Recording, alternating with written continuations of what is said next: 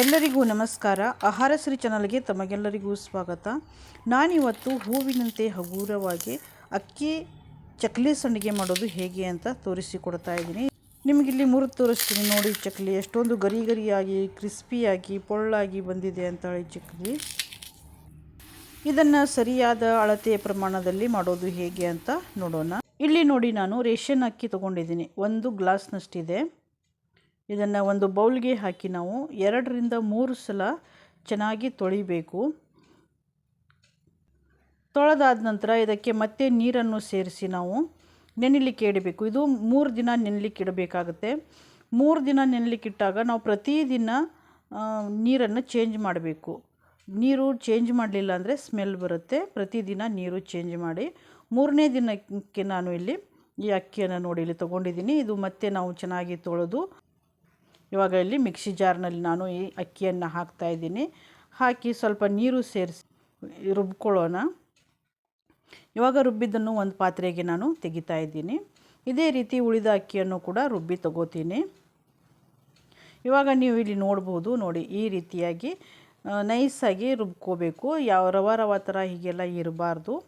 ಚಕ್ಲಿ ಮಾಡೋ ಹಿಂದಿನ ದಿನವೇ ರಾತ್ರಿ ನಾವು ಇದನ್ನು ರುಬ್ಬಿ ಇದನ್ನು ಹಿಟ್ಟು ನಾವು ಇಡಬೇಕು. ಇದರ ಮೇಲೆ ಒಂದು ಪ್ಲೇಟನ್ನು ಮುಚ್ಚಿ ನಾವು ರಾತ್ರಿ ಎಲ್ಲ ಬಿಡಬೇಕು. ಇವಾಗ ಇಲ್ಲಿ ರುಬ್ಬಿದ ಹಿಟ್ಟು ನಾನು ತೊಗೊಂಡಿದ್ದೀನಿ. ಈಗ ನೋಡಿ, ಇದು ತಿಳಿ ನೀರು ಏನಿದೆ ಅದರ ಮೇಲೆ ಇರುತ್ತೆ ನೋಡಿ, ಆ ನೀರನ್ನು ತೆಗಿಬೇಕು. ಇವಾಗ ನೀರು ಪೂರ್ತಿ ಎಲ್ಲ ತೆಗೆದಾಗಿದೆ. ಇವಾಗ ಈ ಹಿಟ್ಟನ್ನು ನಾವು ಅಳತೆ ಮಾಡ್ಕೋಬೇಕು. ನಾನಿಲ್ಲಿ ಬೌಲ್ನಲ್ಲಿ ಹಾಕ್ತಾಯಿದ್ದೀನಿ. ಇವಾಗ ನೋಡಿ ಇಲ್ಲಿ ಎಷ್ಟು ಆಗಿದೆ. ಈಗ ಇದನ್ನು ಮತ್ತೆ ನಾನು ಅದೇ ಪಾತ್ರೆಗೆ ಹಾಕ್ಕೊಳ್ತಾ ಇದ್ದೀನಿ. ಹಾಕ್ಕೊಂಡು ನಾವು ಅಳತೆ ಮಾಡಿದ್ದೀವಲ್ಲ ಬೌಲ್, ಅದೇ ಬೌಲ್ನಲ್ಲಿ ನಾನು ಇಲ್ಲಿ ಎಷ್ಟು ಹಿಟ್ಟು ಇತ್ತು ನೋಡಿ ಅಷ್ಟು ನೀರನ್ನು ತೊಗೊಂಡಿದ್ದೀನಿ. ಈಗ ಇಲ್ಲಿ ಗ್ಯಾಸ್ ಮೇಲೆ ನಾನು ಪಾತ್ರೆ ಇಟ್ಕೊಂಡಿದ್ದೀನಿ. ಆ ಪಾತ್ರೆಗೆ ಈ ನೀರನ್ನು ಸೇರಿಸ್ತಾ ಇದ್ದೀನಿ. ಇದಕ್ಕೆ ಸ್ವಲ್ಪ ಉಪ್ಪು ಸೇರಿಸ್ತಾ ಇದ್ದೀನಿ. ನೀರು ಬಿಸಿ ಆದಮೇಲೆ ನಾನು ಇಲ್ಲಿ ಈ ಹಪ್ಪಳ ಖಾರ ಅರ್ಧ ಟೀ ಸ್ಪೂನಷ್ಟು ಹಪ್ಪಳ ಖಾರವನ್ನು ಸೇರಿಸಿದ್ದೀನಿ. ಹಾಗೆಯೇ ಬಿಳಿ ಎಳ್ಳು 1 ಟೀ ಸ್ಪೂನಷ್ಟು. ಈಗ ಇಲ್ಲಿ ನೀರು ಬಿಸಿಯಾಗಿದೆ. ಬಿಸಿಯಾದಾಗ ಗ್ಯಾಸನ್ನು ಲೋ ಫ್ಲೇಮ್ನಲ್ಲಿ ಇಟ್ಟು ಒಂದು ಕೈಯಿಂದ ನಾವು ಹಿಟ್ಟು ಹಾಕಬೇಕು, ಇನ್ನೊಂದು ಕೈಯಿಂದ ಈ ಥರ ತಿರುಗಬೇಕು. ನೀವು ಚಮಚದಿಂದನೂ ತಿರುಗ್ಕೋಬೋದು.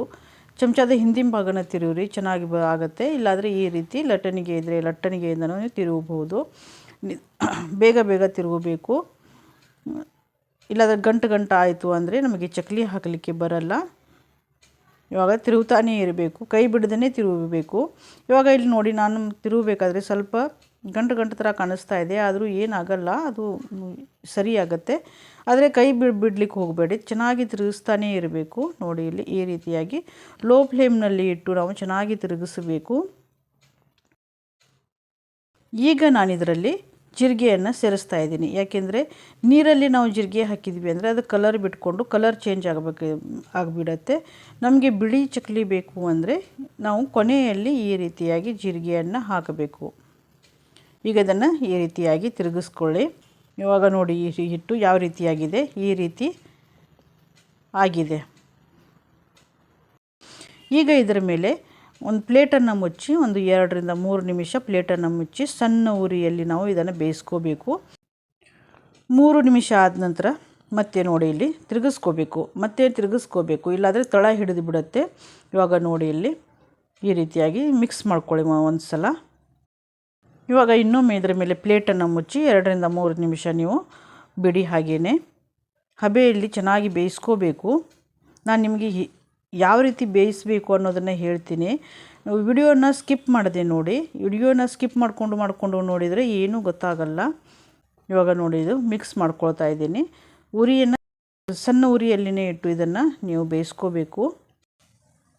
ಈಗ ನಿಮಗೆ ತೋರಿಸ್ತೇನೆ ನೋಡಿ. ಕೈಗೆ ಸ್ವಲ್ಪ ನೀರು ಹಚ್ಕೊಂಡು ಈ ರೀತಿಯಾಗಿ ಮಾಡಿದಾಗ ಇಲ್ಲಿ ನೋಡಿ ಅಂಟ್ಕೊಳ್ತಾ ಇದೆ ಹಿಟ್ಟು, ಆದರೆ ಇನ್ನೂ ಬೆಂದಿಲ್ಲ ಇದು ಹಿಟ್ಟು.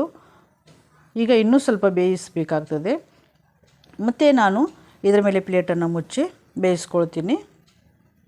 ಇವಾಗ ನೋಡೋಣ. ಈಗ 3 ನಿಮಿಷ ಬಿಟ್ಟು ಮತ್ತೆ ನಾನು ಪ್ಲೇಟನ್ನು ತೆಗೆದು ನೋಡ್ತಾ ಇದ್ದೀನಿ. ನೋಡಿ ಎಷ್ಟು ಬೆಂದಿದೆ. ಇವಾಗ ಇದು ತಳ ಕೂಡ ಬಿಡ್ತಾ ಇದೆ ನೋಡಿ. ಇಲ್ಲಿ ದಪ್ಪ ತಳ ಇರುವಂಥ ಪಾತ್ರೆಯನ್ನೇ ತೊಗೊಳ್ಳಿ. ಸ್ಟೀಲ್ ಪಾತ್ರೆಯಲ್ಲಿ ಆದರೆ ಸ್ವಲ್ಪ ತಳ ಹಿಡಿಯುತ್ತೆ. ಇವಾಗ ನೋಡಿ ನಾನು ಕೈಗೆ ಸ್ವಲ್ಪ ನೀರು ಹಚ್ಕೊಂಡು ಇಲ್ಲಿ ಮುಟ್ಟಿ ನೋಡಿದರೆ ನೋಡಿ ಯಾವ ರೀತಿ ಬಾಲ್ ಥರ ಈ ರೀತಿ ಆಗಬೇಕು. ಅಂದರೆ ಕರೆಕ್ಟಾಗಿ ಪರ್ಫೆಕ್ಟಾಗಿ ನಮ್ಮ ಹಿಟ್ಟು ಇಲ್ಲಿ ಬೆಂದಿದೆ ಅಂತ ತಿಳ್ಕೊಬೇಕು ನಾವು. ಇವಾಗ ಇದು ಆಗಿದೆ. ಈಗ ಇದನ್ನು ನಾವು ಎಲ್ಲ ಹಿಟ್ಟು ಏನು ಸುತ್ತಲೂ ತಾಗಿದೆ ನೋಡಿ ಅದೆಲ್ಲ ಕ್ಲೀನ್ ಮಾಡಿ ಒಂದೇ ಕಡೆ ಸೇರಿಸ್ಕೋಬೇಕು. ಇವಾಗ ನೋಡಿ ಈ ರೀತಿಯಾಗಿ ಒಂದೇ ಕಡೆ ಸೇರಿಸ್ಕೊಂಡು ಇದರ ಮೇಲೆ ಪ್ಲೇಟನ್ನು ಮುಚ್ಚಿ ಸ್ವಲ್ಪ ತಣ್ಣಗಾಗುವವರೆಗೂ ಬಿಡಬೇಕು. ಅಂದರೆ ಸ್ವಲ್ಪನೇ ತಣ್ಣಗಾಗಲಿ, ಬಹಳ ಏನು ಬೇಡ. ಇವಾಗ ಇದಕ್ಕೆ ನಾವು ಇಲ್ಲಿ ನೀರು ತೊಗೊಂಡಿದ್ದೀನಿ, ಒಂದು ಚಮಚ ತೊಗೊಂಡಿದ್ದೀನಿ. ಇಲ್ಲಿ ನಾನು ಪ್ಲೇಟ್ ಮೇಲೇ ಹಾಕ್ತಾಯಿದ್ದೀನಿ ಚಕ್ಕಲಿಯನ್ನು. ನೀವು ಪ್ಲಾಸ್ಟಿಕ್ ಹಾಳೆ ಮೇಲೆ ಇಲ್ಲಾಂದರೆ ಬಟ್ಟೆ ಮೇಲೆ ಬೇಕಾದರೂ ಹಾಕ್ಬೋದು. ನನಗೆ ಜಾಗ ಸರಿ ಇಲ್ಲ ಹೊರಗಡೆ, ಅದಕ್ಕೋಸ್ಕರ ನಾನು ಪ್ಲೇಟ್ ಮೇಲೇ ಹಾಕಿ ಇಡ್ತಾಯಿದ್ದೀನಿ. ಇವಾಗ ನೋಡಿ ಎಲ್ಲ ಹಿಟ್ಟು ಸುತ್ತಲೇನಿತ್ತಲ್ಲ ಎಲ್ಲ ಹಿಟ್ಟು ಕ್ಲೀನಾಗಿ ತೊಗೊಂಡು ಇಲ್ಲಿ ತೊಗೊಂಡಿದ್ದೀನಿ. ಇದು ನೋಡಿ ಮುಟ್ಟಿದಾಗ ಯಾವ ರೀತಿ ಅಲುಗಾಡ್ತಾ ಇದೆ ಹಿಟ್ಟು ಆ ರೀತಿ ಆಗಬೇಕು. ಅಂದರೆ ಪರ್ಫೆಕ್ಟಾಗಿ ಆಗಿದೆ ಅಂತ ತಿಳ್ಕೊಬೇಕು. ಯಾರೆಲ್ಲ ನನ್ನ ಚಾನಲ್ನ ಸಬ್ಸ್ಕ್ರೈಬ್ ಮಾಡದೆ ನೋಡ್ತಾ ಇದ್ದೀರಾ ದಯವಿಟ್ಟು ಎಲ್ಲರೂ ಸಬ್ಸ್ಕ್ರೈಬ್ ಮಾಡಿ, ಲೈಕ್ ಮಾಡಿ ಮತ್ತು ನಿಮ್ಮ ಫ್ರೆಂಡ್ಸ್ ರಿಲೇಟಿವ್ಸ್ಗೂ ಕೂಡ ಶೇರ್ ಮಾಡಿ. ಹಾಗೆಯೇ ಈ ವಿಡಿಯೋ ಹೇಗೆ ಅನ್ನಿಸ್ತು ಅಂತ ಕಮೆಂಟ್ ಕೂಡ ಮಾಡಿ. ಇವಾಗ ಇದನ್ನು ನೋಡಿ ಚಕ್ಕಲಿ ಹೊರಳಿನಲ್ಲಿ ನಾನು ಇದನ್ನು ಹಿಟ್ಟು ಹಾಕ್ತಾಯಿದ್ದೀನಿ. ಚೆನ್ನಾಗಿ ಹಾಕಿ ತುಂಬಬೇಕು. ಬಿಸಿ ಬಿಸಿ ಇರುವಾಗಲೇ ನಾವು ಮಾಡಬೇಕು. ಈಗ ನೋಡಿ ಇಲ್ಲಿ ಚಕ್ಕಲಿಯನ್ನು ಈ ಪ್ಲೇಟ್ ಮೇಲೆ ನಾನು ಹಾಕ್ತಾಯಿದ್ದೀನಿ. ನಾನು ಚಕ್ಕಲಿನ ನೀವು ಮಾಡಬೇಕಾದ್ರೆ ಪ್ಲೇಟ್ ಮೇಲೆ ನೀವು ಚಕ್ಕಲಿ ಹಾಕುವುದಾದರೆ ಸ್ವಲ್ಪ ಪ್ಲೇಟಿಗೆ ಎಣ್ಣೆ ಹಚ್ಕೊಳ್ಳಿ. ಎಣ್ಣೆ ಹಚ್ಕೊಂಡು ಆಮೇಲೆ ಚಕ್ಕಲಿಯನ್ನು ಹಾಕಿ. ನಾನು ಇದಕ್ಕೆ ಎಣ್ಣೆ ಹಚ್ಚಲಿಲ್ಲ, ನಿಮಗೆ ಮುಂದೆ ತೋರಿಸ್ತೀನಿ ನಿಮಗೆ ಏನಾಯಿತು ಅಂತ ಹೇಳಿ. ನಾನು ಎಣ್ಣೆ ಹಚ್ಚಿದ್ದೇನೆ ಒಂದು ಪ್ಲೇಟ್ ಮೇಲೆ, ಹಾಗೆಯೇ ಚಕ್ಕಲಿ ಹಾಕಿಬಿಟ್ಟೆ. ಅದು ತೆಗಿಲಿಕ್ಕೆ ಬರಲಿಲ್ಲ ಚಕ್ಕಲಿ, ಅದಕ್ಕೋಸ್ಕರ ನಿಮಗೆ ಹೇಳ್ತಾ ಇದ್ದೀನಿ. ಸ್ವಲ್ಪ ಎಣ್ಣೆ ಹೆಚ್ಚೇನು ಬೇಡ, ಸ್ವಲ್ಪ ಸವರ್ಕೊಳ್ಳಿ ಎಣ್ಣೆಯನ್ನು.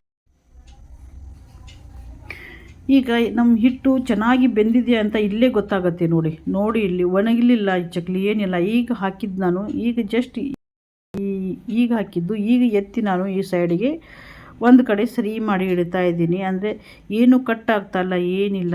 ನಾವು ಇಲ್ಲೇ ತಿಳ್ಕೋಬೇಕು ನಮ್ಮ ಚಕ್ಕಲಿ ಹಿಟ್ಟು ಚೆನ್ನಾಗಿ ಬೆಂದಿದೆ ಅಂತ.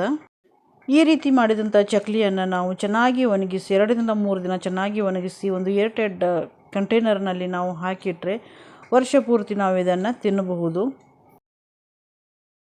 ಇವಾಗ ನಿಮಗೆ ತೋರಿಸ್ತೀನಿ ನೋಡಿ. ನೋಡಿ ನಾನು ಪ್ಲೇಟಿಗೆ ಎಣ್ಣೆ ಹಚ್ಚಿದ್ದೇನೆ, ಹಾಗೆ ಹಾಕಿದ್ದೆ. ಇದು ನೋಡಿ ತೆಗಿಲಿಕ್ಕೆ ಬರ್ತಾ ಇಲ್ಲ, ಮುರಿತಾ ಇದೆ, ಗಟ್ಟಿಯಾಗಿ ಕುತ್ಕೊಂಡ್ಬಿಟ್ಟಿದೆ. ಎಣ್ಣೆ ಹಚ್ಚಿದರೆ ಏನಾಗುತ್ತೆ, ಕ್ಲೀನಾಗಿ ಬಂದುಬಿಡುತ್ತೆ, ಬೇಗ ಬರುತ್ತೆ. ಈಗ ನಾನು ಈ ಚಮಚದ ಸಹಾಯದಿಂದ ಎಲ್ಲ ಚಕ್ಕಲಿನೂ ತೆಗೆದುಕೊಂಡಿದ್ದೀನಿ. ಇವಾಗ ಇಲ್ಲಿ ನೀವು ನೋಡ್ಬೋದು, ಇದಕ್ಕೆ ಈ ಪ್ಲೇಟಿಗೆ ನಾನು ಎಣ್ಣೆ ಹಚ್ಚಿದೆ, ಇದು ಕ್ಲೀನಾಗಿ ಬಂದಿದೆ. ಈ ಚಕ್ಕಲಿ ಹಿಟ್ಟು ಬೇಯಿಸಲಿಕ್ಕೆ ನನಗೆ 20 ರಿಂದ 25 ನಿಮಿಷ ಬೇಕಾಯಿತು. ಈಗ ನೋಡಿ ಇಲ್ಲಿ ಚೆನ್ನಾಗಿ ಚಕ್ಕಲಿ ಒಣಗಿದೆ. ಎಣ್ಣೆಯಲ್ಲಿ ಕರೆದು ತೋರಿಸ್ತೀನಿ ಹೇಗಾಗಿದೆ ಅಂತ. ಇಲ್ಲಿ ಗ್ಯಾಸ್ ಮೇಲೆ ಎಣ್ಣೆ ಇಟ್ಕೊಂಡಿದ್ದೀನಿ, ಒಂದು ಪೀಸ್ ಹಾಕಿದ್ದೀನಿ. ಇದು ಎಣ್ಣೆಯಲ್ಲಿ ಬಿಸಿಯಾಗಿದೆ. ಈಗ ಇಲ್ಲಿ ಚಕ್ಕಲಿಯನ್ನು ಹಾಕಿ ನಾವು ಕರಿಯೋಣ.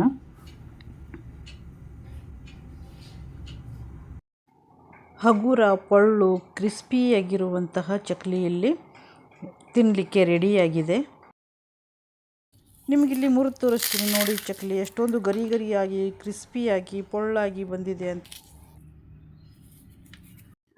ಎಲ್ಲರಿಗೂ ಧನ್ಯವಾದಗಳು.